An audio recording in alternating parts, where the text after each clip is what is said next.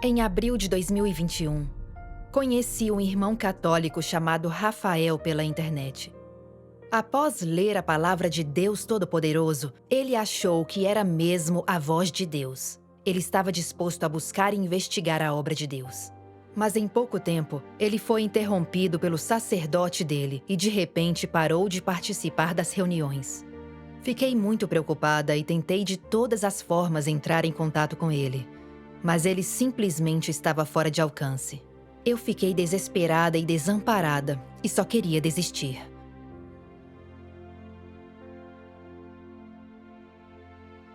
Senti-me motivada quando pensei na vontade urgente de Deus de salvar a humanidade. Mesmo que o Rafael nem lesse as minhas mensagens, eu deveria fazer tudo o que pudesse.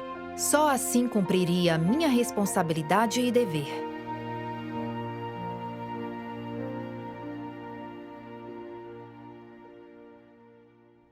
Irmã Han, Sim. você deve ter aprendido bastante nesses últimos anos pregando o Evangelho. Pode falar um pouco sobre sua experiência? Claro.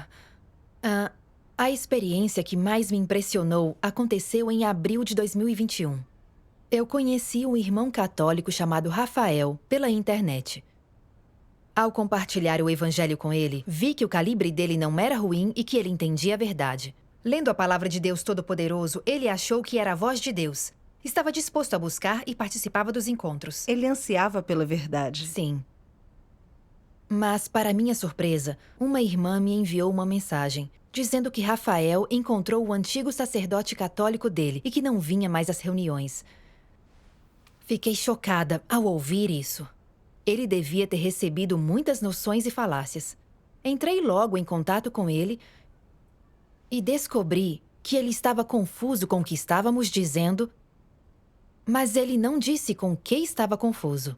Eu não sabia como devia comungar com ele, me deu um branco e eu não soube o que fazer.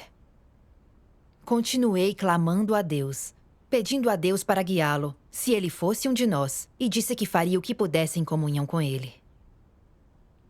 Mais tarde, a irmã Lee e eu convidamos Rafael para comungar. Ele veio soltando um monte de doutrina religiosa. Parecia empolgado. Falava sobre sua devoção ao Senhor Jesus, como a fé dele era firme, e sobre a impossibilidade que esta encarnação de Deus fosse feminina. Ele achava que desde que o Senhor Jesus encarnou como um homem e chamou Deus no céu de Pai, e porque no mundo religioso costumam chamar Deus no céu de Deus Pai, o Senhor deveria retornar na forma de um homem. E Deus Todo-Poderoso aparecer e operar na forma de uma mulher era inaceitável para ele. Muitos ficam presos nisso e não se atrevem a aceitar o verdadeiro caminho. Sim. Ouvindo a intensidade das palavras dele, eu fiquei perdida. E não soube nem por onde começar. Lembrei-me de um filme gospel, O Mistério da Divindade, a continuação. E que a verdade comungada nele poderia resolver esse problema. Depressa, eu disse: Irmão, eu acredito que a sua fé no Senhor Jesus é muito firme. Mas vamos pensar um pouco. Sempre oramos ao Senhor Jesus, mas realmente o conhecemos? Temos certeza de que o Senhor Jesus é a encarnação do próprio Deus? Será que sabemos que Ele é a verdade, o caminho e a vida? Ousamos dizer que conhecemos a essência divina do Senhor Jesus? Ousamos garantir que quando o Senhor Jesus voltar, seremos capazes de saber que é Ele? Por que exatamente cremos nele? É por causa de sua família biológica ou sua aparência? Rafael não disse nada em resposta. Então li para ele as palavras de Deus Todo-Poderoso. A essência da crença das pessoas em Deus é a crença no Espírito de Deus, e até a sua crença em Deus encarnado é porque essa carne é a encarnação do Espírito de Deus, o que significa que essa crença ainda é a crença no Espírito. Existem diferenças entre o Espírito e a carne, mas porque essa carne vem do Espírito e é a palavra tornada carne, o que o homem crê é ainda a essência inerente de Deus. Encarnação significa que o Espírito de Deus se torna carne, isto é, Deus se torna carne. A obra que a carne faz é a obra do Espírito, que é realizada na carne, expressa pela carne. Ninguém, exceto a carne de Deus, pode cumprir o ministério do Deus encarnado. Isto é, somente a carne encarnada de Deus, essa humanidade normal, e ninguém mais, pode expressar a obra divina. Depois de ler, eu comunguei. Todos nós sabemos que o Senhor Jesus nasceu na família de um carpinteiro, que ele parecia normal, nada diferente de um homem comum por fora. Mas ele era o corpo vestido pelo Espírito de Deus, e ele era o próprio Deus encarnado. Não é porque ele era judeu que cremos nele, nem porque ele nasceu de Maria, e nem por causa de seu sexo ou sua aparência. Cremos porque sua essência é do Espírito de Deus, porque ele é a verdade, o caminho e a vida. Somente ele poderia expressar a verdade e realizar a obra divina. Da mesma forma, por que acreditamos em Deus Todo-Poderoso agora? Cremos porque Deus Todo-Poderoso é o Senhor Jesus que retornou. Ele é o Espírito do Senhor Jesus vestido na carne de uma pessoa comum, vivendo entre nós, expressando verdades e fazendo a obra de julgamento nos últimos dias. Deus Todo-Poderoso e o Senhor Jesus têm a essência do Espírito de Deus. Não importa em que família essa encarnação de Deus nasceu, qual é sua aparência ou seu sexo, nenhuma dessas coisas pode mudar sua essência. Deus Todo-Poderoso expressou tantas verdades e faz a obra de julgamento. Isso é suficiente para provar que Deus Todo-Poderoso é a encarnação do Espírito de Deus e que ele é o Senhor Jesus que voltou. Então, como Rafael respondeu? O Rafael, aos poucos, se dispôs a buscar. E disse que concordava com tudo o que eu disse. Mas ainda não conseguia entender por que Deus escolheu encarnar na forma de uma mulher desta vez. Vendo que ele tinha se acalmado, perguntei: a forma ou o sexo que Deus escolhe para operar na carne são decisões nossas? Quando nossa mãe nos dá à luz, não podemos escolher a aparência dela. E não importa a aparência dela, temos que aceitar. Essa é a razão que as crianças deveriam ter, você não concorda? Rafael assentiu e disse: claro, não temos o direito de escolher. Eu continuei. Da mesma forma, o tipo de carne que Deus escolheu agora para encarnar, como homem ou mulher, é algo que podemos decidir? Se dissermos que se Deus vier como homem, eu aceitarei, mas se ele vier como mulher, eu não aceitarei. Isso não é irracional? O sexo da encarnação de Deus é um assunto para o próprio Deus e a escolha de Deus. Sendo humanos, não toca a nós comentar, certo? Deus é o Senhor da criação. A sabedoria e os pensamentos de Deus são mais elevados que os do homem. Somos seres insignificantes. Como compreender a sabedoria de Deus em sua obra? Com relação à aparência e à obra de Deus, não temos direito de escolha. Deus tornou-se carne, e enquanto ele expressa verdades e faz a obra dele, não importa seu sexo, ele é o próprio Deus. E devemos aceitar e obedecer. Só isso é ser racional, é ser inteligente. Depois da minha comunhão, Rafael estava ouvindo e não me refutou. A aparição e a obra de Deus são misteriosas. A comunhão desses aspectos da verdade é muito importante. Isso. Então li algumas passagens da Bíblia. No princípio era o Verbo, e o Verbo estava com Deus, e o Verbo era Deus. A terra era sem forma e vazia, e havia trevas sobre a face do abismo, mas o Espírito de Deus pairava sobre a face das águas. Criou, pois, Deus o homem à sua imagem. A imagem de Deus o criou. Homem e mulher os criou. Guardai, pois, com diligência as vossas almas. Porque não vistes forma alguma no dia em que Jeová, em Horebe, falou convosco do meio do fogo. Para que não vos corrompais, fazendo para vós alguma imagem esculpida, na forma de qualquer figura, semelhança de homem ou de mulher, ou semelhança de qualquer animal que há na terra, ou de qualquer ave que voa pelo céu. Eu comunguei. A partir dessas passagens da Bíblia, podemos ver que Deus é espírito em essência, que ele não tem forma fixa e que ele não permite que os humanos o esculpam em nenhuma imagem para adorar. Em Gênesis, lemos que, no princípio, Deus criou primeiro o homem e depois a mulher à sua imagem. Então, você diria que Deus é homem ou mulher? Se você diz que Deus é homem, mas ele também criou a mulher à sua imagem, ou se você diz que Deus é mulher, mas ele criou o homem à sua imagem, o que está acontecendo? Deus é um Deus justo, e ele criou o homem e a mulher à sua imagem. A primeira vez que ele encarnou foi como homem, e nos últimos dias como mulher. Que dizer que ele trata ambos os sexos de forma justa. Se Deus tivesse encarnado como homem nas duas vezes, isso seria injusto com as mulheres.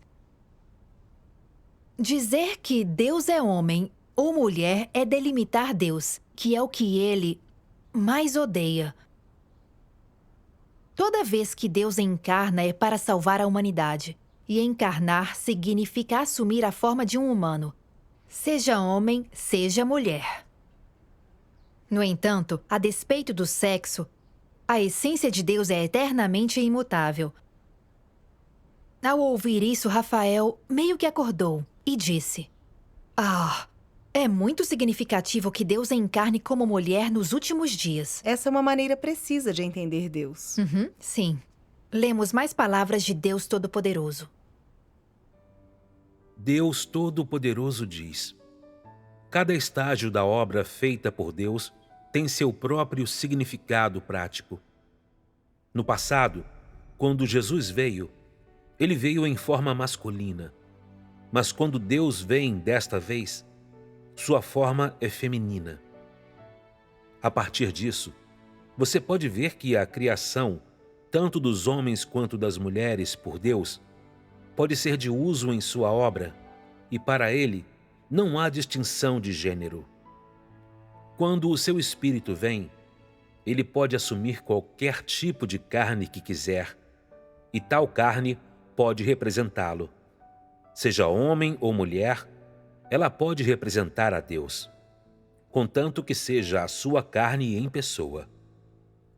Se Jesus tivesse aparecido como mulher quando ele veio, em outras palavras, se uma menina, não um menino, tivesse sido concebida pelo Espírito Santo, aquele estágio da obra teria sido completado da mesma maneira.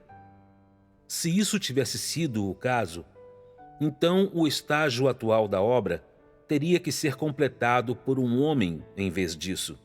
Porém, a obra teria sido completada da mesma maneira. A obra feita em cada estágio tem seu significado. Nenhum estágio da obra é repetido nem conflita com o outro.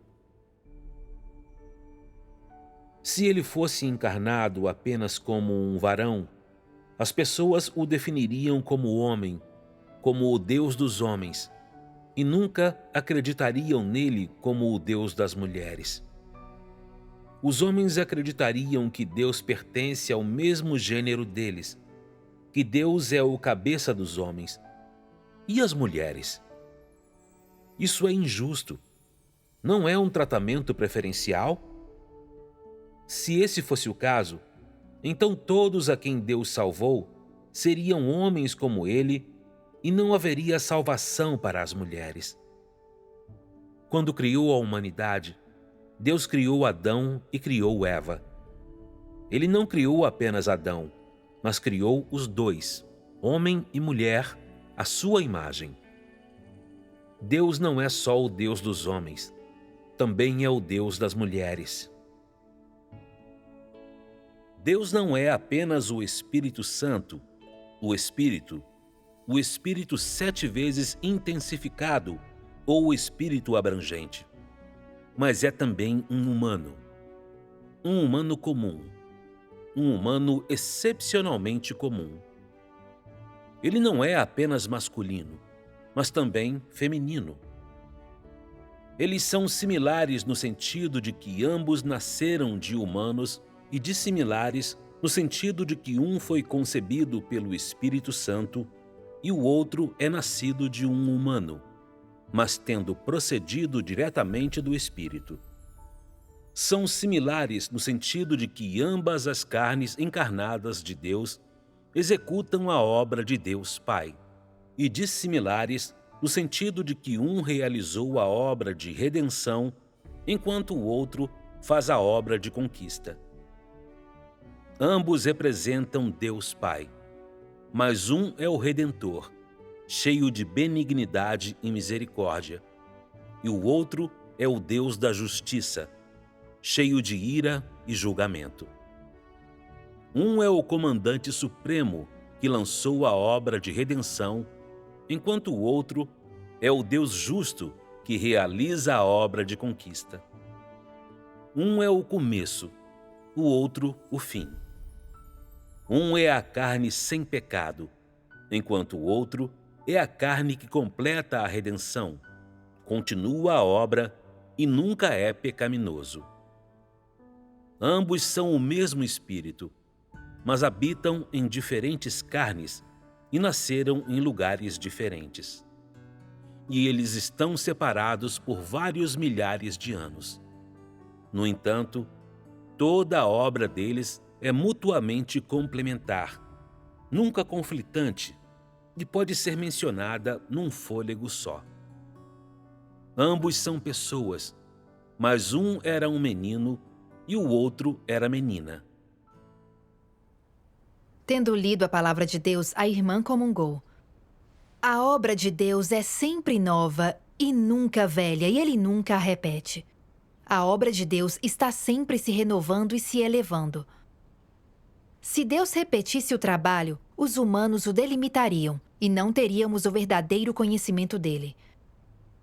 A primeira vez que Deus encarnou, ele era um homem. Então, quais seriam as consequências se o Senhor retornasse como homem novamente? Os homens delimitariam Deus como masculino e pensariam que ele só reconhece e favorece os homens, que ele não ama as mulheres e evita as mulheres, e assim as mulheres seriam discriminadas. Esse é o entendimento correto? Isso é justo com as mulheres? Isso é a vontade de Deus? Não são apenas noções e imaginações humanas? Deus é justo, e ele trata homens e mulheres igualmente. Deus encarnou uma vez como homem e uma vez como mulher. Isso é significativo. Deus encarnar como mulher nos últimos dias derrubou as noções de todos, reverteu a compreensão errônea e quebrou as delimitações do homem sobre Deus. E mostrou às pessoas que Deus não é apenas o Deus dos homens, mas também das mulheres. Deus é de toda a humanidade. Ninguém pode usar suas noções para delimitar Deus como homem ou mulher, e eu acrescentei. Na verdade, não importam as formas de Deus em suas encarnações, sua essência é imutável. Elas são o Espírito de Deus feito carne, representam o próprio Deus e realizam a obra divina. Na Era da Graça, Deus se tornou carne e foi crucificado pelo pecado da humanidade. O Senhor Jesus era um homem e foi crucificado para redimir a humanidade. Se Deus tivesse encarnado como uma mulher naquela primeira vez, ele ainda teria completado a obra de redenção e expressado a verdade para dar o caminho do arrependimento. Portanto, o sexo e a aparência da encarnação de Deus não são importantes. E se ele tem a aparência de grandeza, não é importante. O importante é que ele tem a essência de Deus, que ele fala verdades e que faz a obra de salvar a humanidade. Devemos prestar muita atenção a isso ao investigar. Então eu li para ele outras palavras de Deus. Aquele que é Deus encarnado há de possuir a essência de Deus, e aquele que é Deus encarnado há de possuir a expressão de Deus. Uma vez que se torna carne, Deus há de levar adiante a obra que intenciona fazer. E, já que Deus se torna carne, ele há de expressar o que ele é e de ser capaz de trazer a verdade ao homem, de conceder-lhe vida e de lhe indicar o caminho. A carne que não contém a essência de Deus decididamente não é o Deus encarnado. Disso não há dúvida. Se o homem pretende inquirir se é a carne de Deus em pessoa, então deve corroborar isso a partir do caráter que ele expressa e das palavras que ele profere. O que quer dizer que, para corroborar se é ou não a carne de Deus em pessoa e se é ou não o verdadeiro caminho, é preciso discriminar com base em sua essência. E assim, ao determinar se é a carne do Deus em pessoa, a chave está em sua essência, sua obra, suas declarações, seu caráter e muitos outros aspectos, em vez de na aparência exterior. Se o homem examina apenas a sua aparência exterior e, como resultado, ignora a sua essência, isso demonstra que o homem é inculto e ignorante. Continuei comungando. A palavra de Deus é muito clara. Para verificar se é a encarnação de Deus, o principal a observar é se ele emite verdades e se faz a obra de Deus.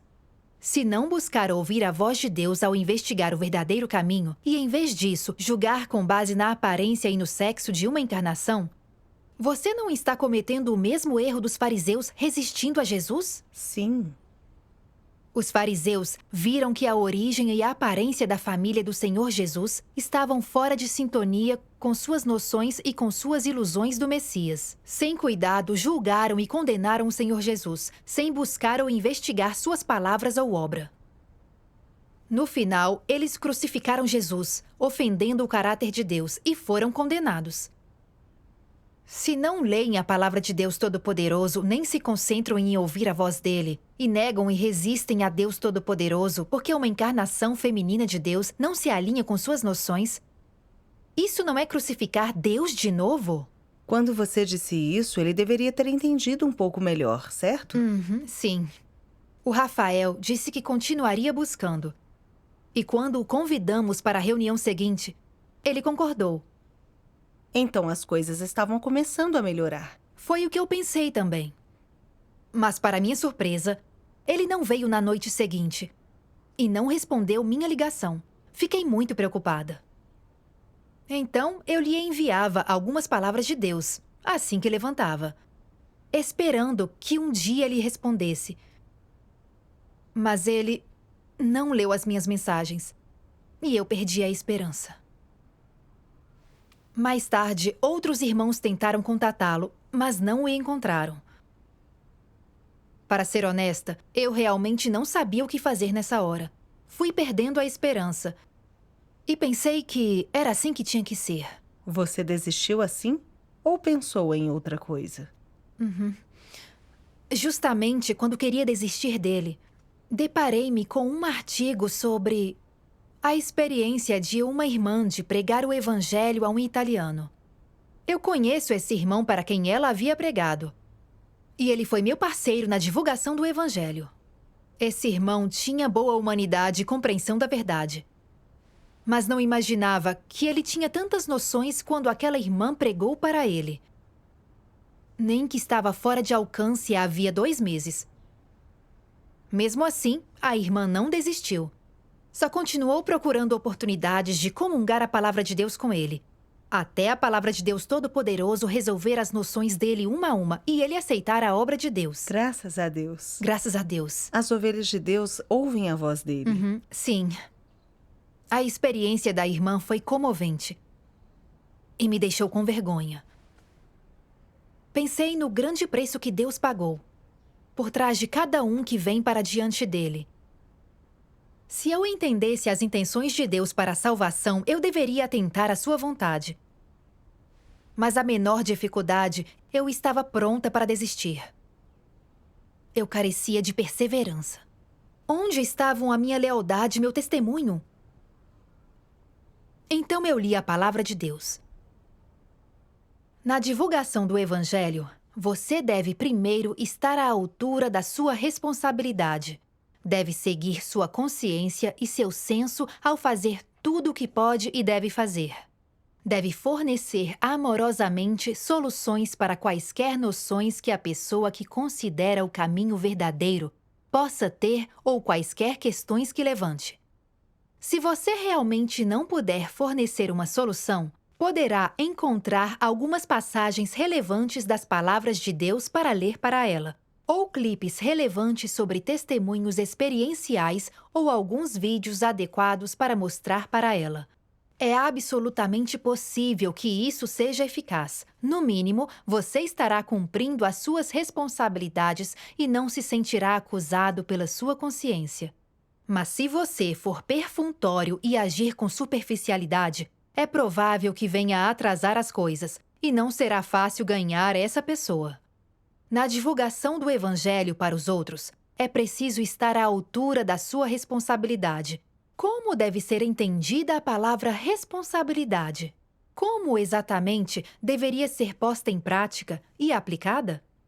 Bem, você deveria entender que, tendo acolhido o Senhor e experimentado a obra de Deus, você tem a obrigação de dar testemunho da sua obra àqueles que têm sede da sua aparição.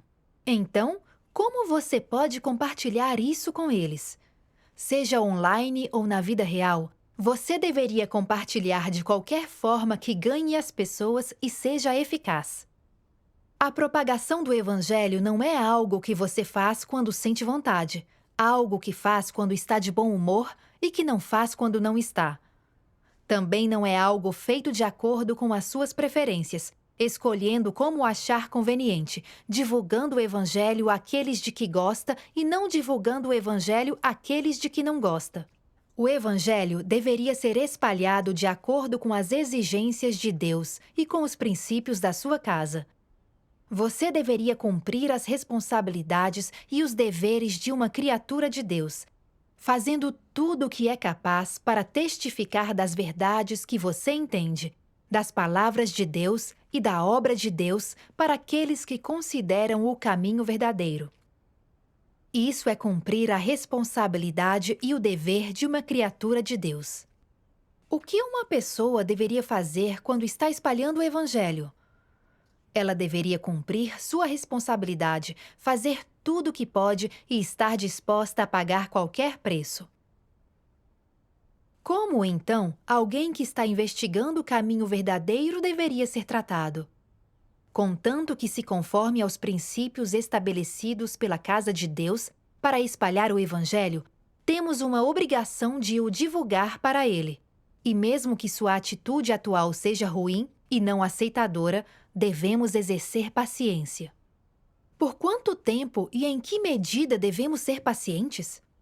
Até ele rejeitar você e não permitir que você entre em sua casa e nenhuma discussão, nem ligar para ele, nem o convite de outra pessoa funcionarem e ele não reconheça você. Então não há como espalhar o Evangelho para ele. Esse é o momento em que você terá cumprido sua responsabilidade. Esse é o cumprimento do dever. Enquanto houver um pouco de esperança, você deveria pensar em todos os jeitos imagináveis e fazer tudo o que pode para ler as palavras de Deus para ele e dar testemunho da obra de Deus. Digamos, por exemplo, que você vem mantendo contato com alguém há 2 ou 3 anos. Você tentou espalhar o Evangelho e testificou de Deus para ele muitas vezes, mas ele não tem nenhuma intenção de aceitá-lo. No entanto, mesmo assim, ele é capaz de entender e é realmente um receptor potencial do Evangelho. O que você deveria fazer? Em primeiro lugar, você não deve desistir dele, mas manter interações normais com ele e continuar lendo as palavras de Deus para ele e dando testemunho de sua obra. Não desista dele. Seja paciente até o fim. Em algum dia desconhecido, ele despertará e sentirá que está na hora de investigar o caminho verdadeiro. É por isso que praticar paciência e perseverança infinitas é importante ao espalhar o Evangelho. E por que fazer isso? Porque é o dever de um ser criado. Já que você está em contato com ele, você tem uma obrigação e responsabilidade de pregar o Evangelho de Deus a ele. Desde que ouviu as palavras de Deus e o Evangelho pela primeira vez, até a hora em que ele dará meia volta, muitos processos intervirão, e isso leva tempo. Esse período exige paciência e espera, até o dia em que ele der meia volta e você o levar para diante de Deus, de volta para a sua família. Essa é a sua obrigação. O que é uma obrigação? É uma responsabilidade da qual você não pode se esquivar, a qual você está preso. É exatamente como uma mãe trata o seu filho. Por mais desobediente ou travessa a criança possa ser, ou se ela está doente e não quer comer, qual é a obrigação de sua mãe? Sabendo que você é seu filho, ela ama você cegamente, adora você e cuida de você. Não importa se você a reconheça como sua mãe ou não, e não importa como você a trate. Ela fica do seu lado mesmo assim, sem deixá-lo por um instante, até você acreditar que ela é a sua mãe e voltar para o abraço dela. Dessa forma, ela o vigia e cuida de você constantemente. É isso que significa responsabilidade. É isso que significa estar preso à obrigação. Se aqueles que estão empenhados em espalhar o Evangelho praticassem desse jeito, com esse tipo de amor pelas pessoas, eles estariam defendendo os princípios para espalhar o Evangelho e seriam totalmente capazes de alcançar resultados. Ler a palavra de Deus, Todo-Poderoso, me deixou envergonhada e desolada. Deus deixou bem claras as responsabilidades dos obreiros do Evangelho. A situação de cada receptor em potencial do Evangelho precisa ser tratada diferentemente. Você não pode confiar nas próprias noções, imaginações ou preconceitos para delimitá-lo, muito menos desistir antes da hora. Se determinar que ele é um receptor adequado, deve fazer o máximo para testemunhar a obra de Deus nos últimos dias para ele e levá-lo para diante de Deus. Esses são os princípios para quem espalha o Evangelho. No entanto, após um curto período sem retorno do irmão Rafael, eu perdi a compaixão. Eu estava num momento difícil e não queria mais tentar comungar com ele. E como ele não atendia o telefone e não lia nossas mensagens, eu pensei, o que poderíamos fazer? Eu comunguei o que devia, mas ele não aceitava o caminho verdadeiro. E eu não podia investir mais esforço. Então o deixei de lado. Mas me sentia muito inquieta. Fiquei pensando que esse irmão tinha fé genuína, bom calibre e capacidade de compreensão. Mas foi tomado por noções religiosas por causa da perturbação de um sacerdote. Eu tinha que ajudá-lo nesse momento. Não podia ficar sem fazer nada. Senão, não estaria cumprindo as responsabilidades de uma obreira do Evangelho. Então, enviei-lhe um artigo de testemunho na esperança de ajudá-lo. Mesmo se ele lesse ou não, eu tinha que fazer tudo o que podia. Somente praticando dessa forma, seu coração ficaria mais tranquilo. Sim. Você entrou em contato com Rafael depois disso? Uhum. Alguns dias depois, ele me mandou uma mensagem e disse: eu tenho orado esse tempo todo. Embora não tenha dito nada, eu sei que Deus procura o nosso coração. Meu coração tem clamado por Deus Todo-Poderoso para me guiar, para que eu não erre e não ofenda a Deus. Eu fiquei muito emocionada. E na resposta, ele disse: este mundo é tão corrupto e mau, é difícil se aproximar de Deus. As únicas armas contra o mal são as palavras de Deus Todo-Poderoso e a Bíblia. Ele reconheceu a palavra de Deus Todo-Poderoso e isso provou que ele entendia a voz de Deus e que havia esperança de recuperá-lo. Mas eu sabia que ele passava por uma batalha interior. E eu temia que ele parasse de ler as minhas mensagens. Eu estava ansiosa. Então, me acalmei e orei a Deus. Enquanto orava, lembrei-me da frase da palavra de Deus. Deus nunca abandonaria a humanidade levianamente ou até o último momento possível. Achei e li essa passagem da palavra de Deus. Deus diz. A seguinte passagem foi registrada no livro de Jonas, 4, 10, 11. Disse, pois, Jeová: tens compaixão da aboboreira, na qual não trabalhaste, nem a fizeste crescer, que numa noite nasceu, e numa noite pereceu. E não hei de eu ter compaixão da grande cidade de Nínive, em que há mais de 120.000 pessoas que não sabem discernir entre a sua mão direita e a esquerda, e também muito gado? Essas são as reais palavras de Deus Jeová, registradas de uma conversa entre Deus e Jonas.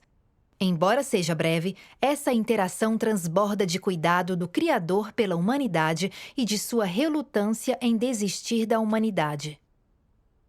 Embora estivesse incumbido de proclamar as palavras de Deus Jeová às pessoas de Nínive, Jonas não entendeu as intenções de Deus Jeová, nem entendeu as suas preocupações e expectativas para com as pessoas da cidade.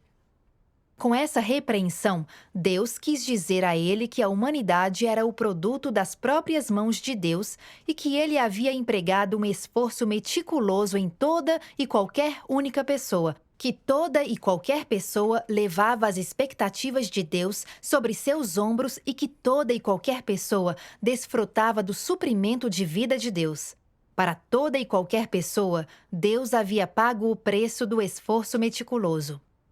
Essa repreensão também mostrou a Jonas que Deus apreciava a humanidade, a qual era a obra das suas mãos, da mesma forma que o próprio Jonas apreciava a aboboreira.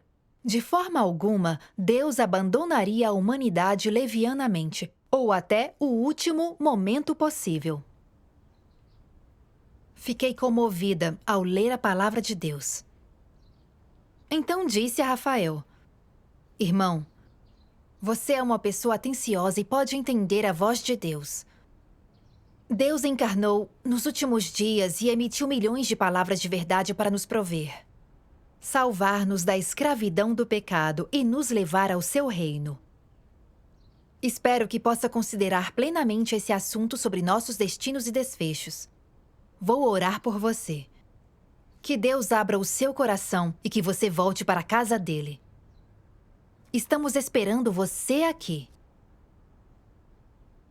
Enviei-lhe então algumas passagens da palavra de Deus e esperei a resposta. Houve uma das passagens que o fez refletir e o levou a um ponto de virada. Deus Todo-Poderoso diz: a volta de Jesus é uma grande salvação para aqueles que são capazes de aceitar a verdade. Mas para aqueles que são incapazes de aceitar a verdade, é um sinal de condenação. Vocês devem escolher sua própria senda e não devem blasfemar contra o Espírito Santo, nem rejeitar a verdade. Vocês não devem ser pessoas ignorantes e arrogantes, mas pessoas que obedecem à direção do Espírito Santo e almejam e buscam a verdade. Somente assim vocês serão beneficiados. Eu os advirto a trilhar a senda da fé em Deus com cuidado. Não tirem conclusões precipitadas. E mais, não sejam casuais e imprudentes em sua crença em Deus. Vocês devem saber que, no mínimo, aqueles que acreditam em Deus devem ser humildes e reverentes. Aqueles que ouviram a verdade e ainda assim desdenham dela são tolos e ignorantes. Aqueles que ouviram a verdade e ainda assim negligentemente tiram conclusões precipitadas ou a condenam estão tomados de arrogância.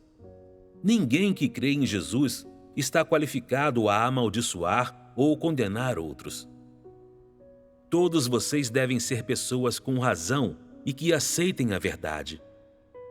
Talvez tendo ouvido o caminho da verdade e tendo lido a palavra da vida, você creia que somente 1 em 10.000 dessas palavras estejam de acordo com suas convicções e a Bíblia. E então você deve continuar a buscar naquele 10º milésimo dessas palavras. Ainda advirto você a ser humilde, a não ser confiante demais e a não se exaltar alto demais. Com seu coração tendo tão parca reverência por Deus, você ganhará maior luz. Se examinar estas palavras cuidadosamente e as contemplar repetidamente, você irá entender se elas são ou não a verdade, e se elas são vida ou não. Talvez tendo lido apenas algumas sentenças, certas pessoas condenem cegamente estas palavras, dizendo: isso nada mais é do que algum esclarecimento do Espírito Santo. Ou esse é um falso Cristo vindo para enganar as pessoas. Aqueles que dizem tais coisas foram cegados pela ignorância. Você entende muito pouco da obra e da sabedoria de Deus. E eu o aconselho a começar novamente do zero. Vocês não devem condenar cegamente as palavras expressas por Deus por causa da aparição de falsos cristos durante os últimos dias, e não devem ser pessoas que blasfemem contra o Espírito Santo por temer o engano. Não seria uma grande pena se, após muito examinar, você ainda crer que estas palavras não sejam a verdade, não sejam o caminho e não sejam a expressão de Deus? Então você finalmente será punido e ficará sem bênçãos.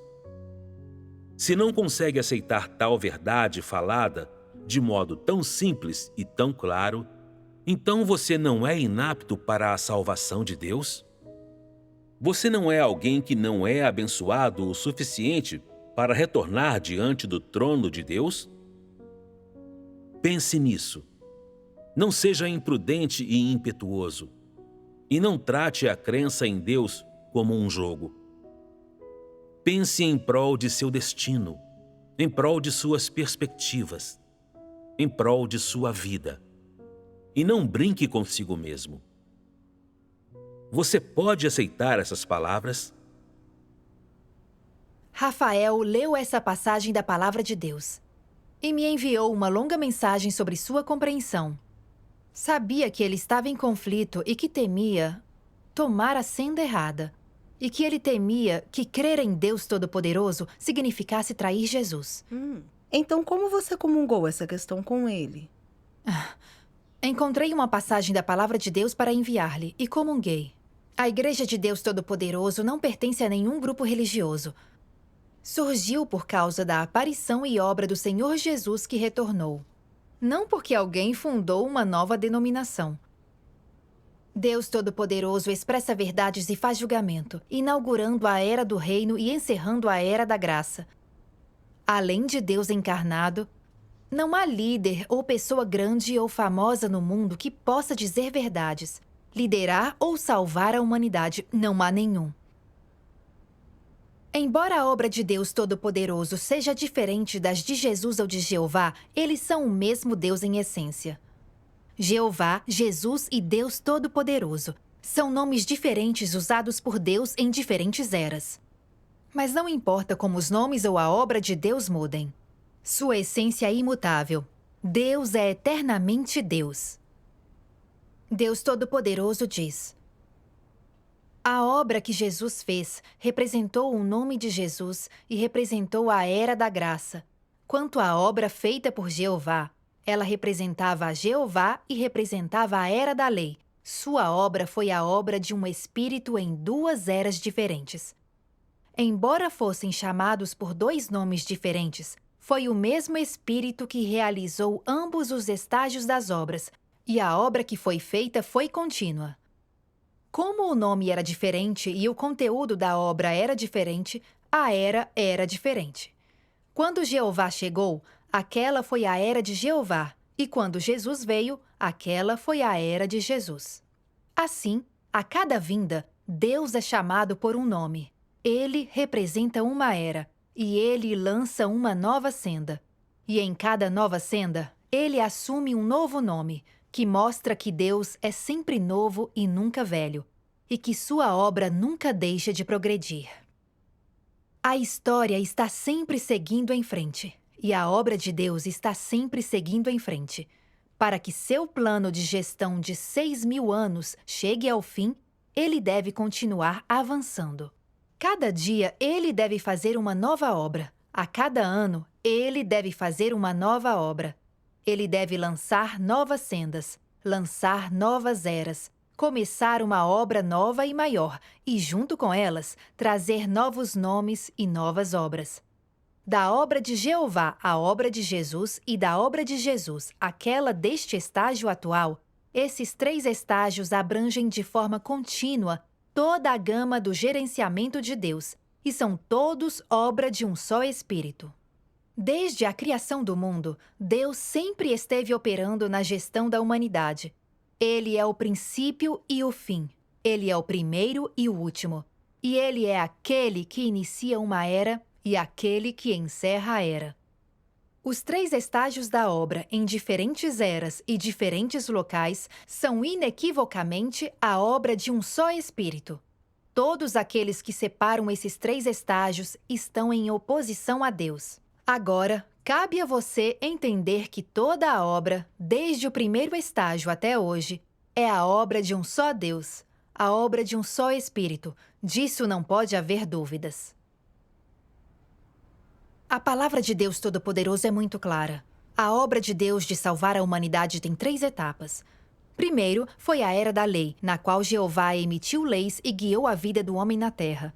A segunda foi a obra da redenção na Era da Graça. A primeira vez que Deus agiu como oferta pelo pecado da humanidade. O terceiro estágio da obra é a obra de julgamento, nos últimos dias, como disse Apocalipse. Os 3 estágios da obra são um plano de gestão de Deus para salvar a humanidade. Deus faz uma obra diferente em cada era, mas a obra dos 3 estágios é feita por um único Deus. Vou dar um exemplo simples. A obra de gestão de Deus se compara à construção de uma casa. A Era da Lei representa a fundação dela. E sem fundação, a casa não pode ser construída. A Era da Graça representa a estrutura da casa. E sem estrutura, a casa não pode tomar forma. A Era do Reino é como o telhado. Sem este passo final, a casa fica incompleta e não impede a chuva. Portanto, as 3 etapas são indispensáveis. Crer em Deus Todo-Poderoso não é abandonar o Senhor Jesus, nem crer num Deus diferente. Apenas acompanhamos os passos do Cordeiro. Hoje, existem várias grandes religiões no mundo. E os crentes em Deus se dividiram em milhares de denominações. A despeito das anteriores, mais e mais irmãos com fé sincera e sede da aparição de Deus passaram a aceitar a obra de Deus Todo-Poderoso nos últimos dias e passaram a aceitar a rega e o sustento de sua palavra. Esse fato é claro como o dia. E isso cumpre a profecia bíblica. Para a dispensação da plenitude dos tempos, de fazer convergir em Cristo todas as coisas, tanto as que estão nos céus como as que estão na terra. Acontecerá nos últimos dias que se firmará o monte da casa de Jeová, será estabelecido como o mais alto dos montes, e se elevará por cima dos outeiros, e concorrerão a ele todas as nações. Amém. Amém. Depois de comungar como os 3 estágios da obra de Deus estão relacionados, as noções do Rafael deveriam ter sido dissipadas, certo? É. Depois de me ouvir, ele enviou um emoji de oração e disse: Você está certa. Deus Todo-Poderoso é o único Deus verdadeiro. Todos nós deveríamos estar sob seu nome. Deus Todo-Poderoso me chama. Ele conhece meu coração, minhas preocupações e meus medos. Mandei para ele filmes evangelísticos e algumas palavras de Deus. E também orei a Deus. E disse que, se ele viesse às reuniões no final, eu tinha que fazer tudo o que podia e aprender a esperar, buscar e me submeter. Isso é um teste de nossa fé e paciência. Isso mesmo. E então Rafael respondeu depois disso? 4 dias depois, recebi uma mensagem inesperada dele, perguntando se poderia continuar participando das reuniões.